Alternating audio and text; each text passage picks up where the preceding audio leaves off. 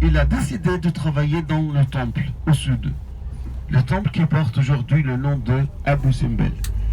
À l'époque, les deux temples portaient le nom de Grand Temple du Sud. C'est appelé comme ça, les grands temples du Sud. 27 ans Ramsès a mis pour terminer les travaux dans les deux temples. 27 ans. Il avait de la chance, Ramsès, quand même, parce que son architecte était en même temps son ami. Son architecte royal était en même temps son ami, s'appelait Basser, l'ami de Ramsès II. Mais quand même, il faut qu'on pose toujours la question, pour quelle raison il est venu jusqu'ici, Ramsès, pour construire ce temple? Pourquoi il n'a pas construit ces deux temples près de Luxor, la capitale religieuse d'Égypte? Pourquoi pas, en fait, à Abydos, à côté du temple de son père là-bas? C'était premier. Il devait avoir quand même des raisons très fortes, Ramsès, pour lesquelles il est venu jusqu'ici. Imaginez, s'il vous plaît, 600 km loin de Luxor, plus de 600 km loin de la capitale au nord, Memphis, où la ville où Ramsès est né là-bas au nord. Donc, il devait avoir quand même des raisons très fortes quand même. On commence toujours, il y en a toujours trois côtés dans les raisons en fait. Il y a toujours des raisons économiques, je veux dire. Il y en a des raisons en fait politiques. Il y a toujours des raisons, comme on dit toujours, personnelles dans l'histoire. Côté personnel. Il faut toujours garder le côté personnel dans les histoires. Même il y a 4000 ans ou bien il y a 3000 ans. Toujours un côté personnel dans les histoires. Concernant les raisons politiques, déjà, Ramsès, c'était une nouvelle famille royale sur le trône d'Égypte. Une nouvelle ligne royale sur le trône d'Égypte. Ramsès. Donc, il voulait montrer sa puissance sur tous les coins du pays. C'est pour ça qu'il est venu jusqu'ici, jusqu'au sud. Et Ramsès, en même temps, il voulait montrer sa puissance devant ses ennemis au sud. Parce que toujours, les frontières du sud étaient attaquées par des Africains, parfois l'Égypte. Donc comme ça, Ramsès voulait montrer à ses ennemis comment il est fort. Il ne faut pas penser à venir, il ne faut pas penser à attaquer le pays. Il y a un grand pharaon en Égypte maintenant. Donc Ramsès, il voulait vraiment montrer sa puissance partout, dans tous les pays. On peut dire que tout ça, ça fait des raisons politiques. Mais, parmi les raisons politiques, on peut dire, politiques religieuses en même temps, c'est que Ramsès II, il voulait quand même s'éloigner du pouvoir des prêtres de Luxor. Il voulait faire comme son père déjà. Parce que son père, Ramsès Ier, a construit un très beau temple au nord de Luxor, dans une ville qui s'appelle Abydos. Et là-bas, il a construit son temple, et là-bas, il a montré tout le dieu d'Égypte. Il n'y a pas qu'un Amon à Luxor, celui de Luxor. Donc comme ça, il voulait vraiment s'éloigner du pouvoir religieux des grands prêtres de Luxor. Et Ramsès II, il a fait la même chose. Son père, c'était premier à Abydos, a été divinisé comme un dieu là-bas. A été divinisé vraiment comme un dieu là-bas. On voit au fond, dans le sanctuaire de temple, son père présenté comme un dieu. C'était premier dans une chapelle, avec même des offrandes pour lui. Et imaginez, à Abu Simbel, Ramsès II a fait la même chose. Parce qu'au fond du temple, vous allez voir 4 statues, 4 colosses assis, et le deuxième colosse, c'est Ramsès. Il y en a 3 dieux pour la vie et un autre pour les morts. Le deuxième, parmi les 3 de la vie, c'est toujours lui, Ramsès II. Donc Ramsès, il voulait faire comme son père. Il voulait vraiment s'éloigner du pouvoir des prêtres de Dieu Amon à Luxor. Parmi les raisons, on peut dire économiques pour le pays, sont les richesses naturelles d'Égypte. Ici, c'est une région très riche en or.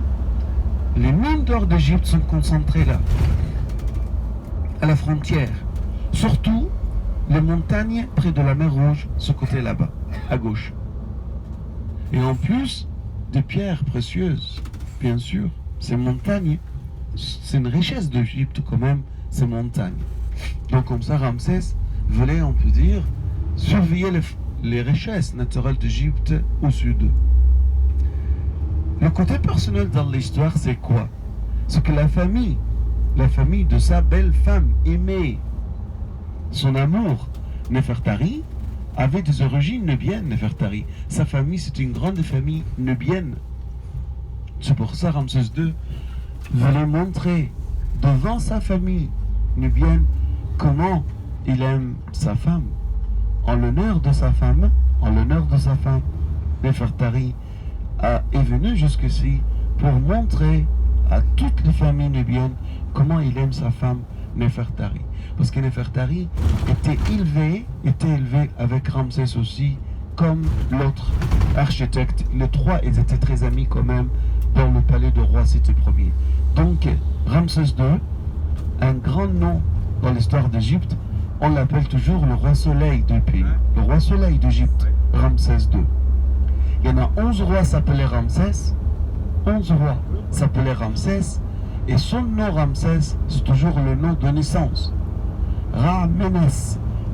Ça veut dire comme ça en hiéroglyphe. La signification de son nom, le fils de Ra qui est né de deux de son père. Le fils de Ra qui est né de deux de son père. Par contre, à côté de son nom de naissance, il y a toujours son nom de couronnement. C'est-à-dire que, dès qu'il est monté sur le trône d'Égypte, il a pris un autre nom de couronnement. Son nom de couronnement était appelé comment? Ramsès était appelé comme ça. Osir Maat Ra Seteb En Ra. La signification de son nom, le protecteur de la justice de Ra, choisi par Ra. Le protecteur de la justice de Ra, choisi par Ra. Donc, une grande histoire, bien sûr, à Abou Simbel. Même si Ramsès a fait partout, dans tout le pays, des temples, a laissé vraiment des traces partout dans tout le pays, Ramsès II, mais Abou Simbel, ou bien les deux grands temples du sud, ça reste toujours, comme on dit, le top de l'art, de l'architecture d'Égypte ancienne, comme on dit toujours, une merveille d'Égypte ancienne. Imaginez-vous, s'il vous plaît, on ne savait pas qu'il y a un temple ici jusqu'à 1807. On ne savait pas. Les archéologues, oui, on savait bien qu'il y a un temple quelque part, ou bien il y a des temples quelque part. Mais tous les temples du sud étaient couverts par le sable. Je viens de parler de temple de sable.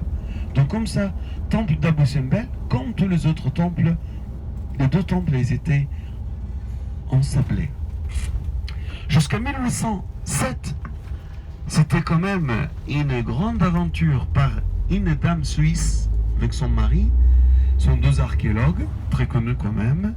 Cette dame suisse a fait pour la première fois la découverte d'Abou Simbel dans notre temps moderne, on peut dire ça. Donc c'était grâce à une dame suisse, 1807. On a su qu'il y a un temple. Et imaginez s'il vous plaît, le nom Abou Simbel, ça ne veut rien dire en hiéroglyphe. Parce que les deux temples, comme je dis, étaient appelés les deux grands temples du sud. C'est tout. Alors, Abou Simbel, ça vient d'où le nom? Ça vient du nom de guide de la dame suisse dans le désert. Était guidé dans le désert par un petit s'appelait Abou Simbel. C'est pour ça, à la découverte, il a dit, ça c'est le temple d'Abou Simbel.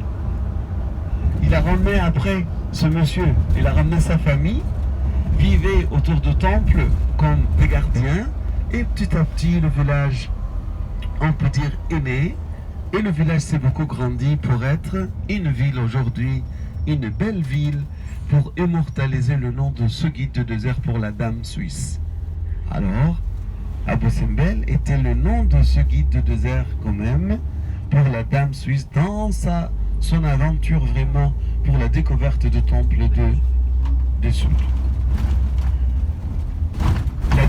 La dame suisse, en fait, n'avait pas vraiment des moyens à l'époque pour tout découvrir dans le temple. C'est-à-dire que il a fait une découverte simple, c'est-à-dire la façade, une salle dans le temple, mais après, la dame s'est arrêtée quand même la découverte. Est parti, 2-3 ans après, un autre archéologue italien est revenu, en fait à Abu Simbel, s'appelait comment? S'appelait Belzoni. Belzoni, c'est un grand archéologue italien qui a fait pas mal de choses, qui a découvert pas mal de choses en Égypte, mais qui a piqué pas mal de choses aussi. Vraiment, il a piqué pas mal de choses. Et c'est bizarre parce qu'il avait des relations commerciales avec des Anglais, pas avec des Italiens. Alors c'est pour ça, tout ce qui sortait d'Égypte était vers l'Angleterre, pas vers l'Italie. Donc dans le grand jardin du musée britannique en Angleterre, on voit par exemple un obélisque était ramené par lui devant et se trouvait devant le temple de Philae. Même un grand morceau quand même, un gros bloc d'une statue de Ramsès II est parti d'Égypte, en fait de Luxor vers l'Angleterre, toujours par lui, par Belzoni. Voilà. Donc comme ça, Belzoni, à partir de 1812, a commencé le travail ici, vraiment des travaux, des grands travaux, jusqu'à 1817, pour vraiment, je veux dire, donner l'état que vous allez voir bien sûr pour le deux temples. Les deux temples, chers amis, ne sont pas des grands temples, on peut dire, par rapport à la superficie, par rapport à, comme on dit toujours, je veux dire, aux salles, cours, etc., comme Karnak, Luxor, Edfu, Komombo, d'accord? Edfu, par exemple, était 200 mètres de profondeur. Ici, on peut dire que Abu Simbel, les deux temples, sont deux temples taillés dans la montagne, creusés 100% dans la montagne. C'est pour ça, imaginez, de travailler dans la montagne à l'époque. Alors, ils ont donné 72 mètres presque de chaque temple. C'est déjà pas mal quand même. 72 mètres dans chaque temple. Et le plafond, ça monte jusqu'à 3 mètres. 3 mètres de hauteur quand même. Le temple, plus que ça parfois, à l'entrée pour les deux temples quand même. Les deux temples ont été, on peut dire, sauvés. Ont été sauvés grâce à la dame française, Madame Christelle Laroche de Noblecourt, qui a fait un appel pour sauver tous les monuments après le barrage, tous les monuments qui se trouvaient au bord de Nil, avant le barrage, 11 temples. Philae, toujours, a été sauvé grâce à sa dame aussi, même Abu Simbel. Mais, sachez que le sauvetage d'Abu Simbel, c'était quand même une histoire totalement différente que celle de Philae. Philae était sur un île. Le temple était complètement démonté, a été déplacé morceau par morceau vers un nouveau site complètement, l'île de Jelika. Mais ici, à Abu Simbel, imaginez s'il vous plaît, si Philae était dans l'eau, Abu Simbel n'était jamais dans l'eau. Jamais était dans l'eau Abu Simbel. C'était juste en fait, le temple était menacé par l'eau. Donc comme ça, les archéologues, les architectes, ils sont regroupés ici, sur place, pendant presque 1 an, pour étudier comment on peut sauver Abu Simbel. Et finalement, on a fait un déplacement de 200 mètres vers l'arrière, 65 mètres vers l'eau. On a fait simplement quand même un déplacement, 200 mètres vers l'arrière, 65 mètres vers l'eau. C'est juste en fait pour, on peut dire, déplacer les deux temples dans les montagnes, mais dans deux montagnes artificielles comme avant. Et c'était quand même par des entreprises suédoises, allemandes et françaises. Si vous connaissez la grande entreprise française Grand Marseille, c'était les années 60, les années 70 quand même, c'était quand même par des architectes français, égyptiens sûrement, français, suédois et bien sûr allemands, qui ont participé au sauvetage entre 1964 et 1968. Ils ont démonté la façade, ils ont enlevé le mur, Ils ont déposé tout ça dans 2 voûtes en fer, comme 2 dômes en fer. Et après, ils ont ramené les blocs ou bien la montagne d'origine pour déposer après, bien sûr, les 2 temples dans la montagne artificielle. Donc c'était quand même une montagne artificielle que vous allez voir, bien sûr. Allez, préparez-vous s'il vous plaît, on va descendre tout de suite directement vers le temple. Regardez s'il vous plaît, on avance tout droit.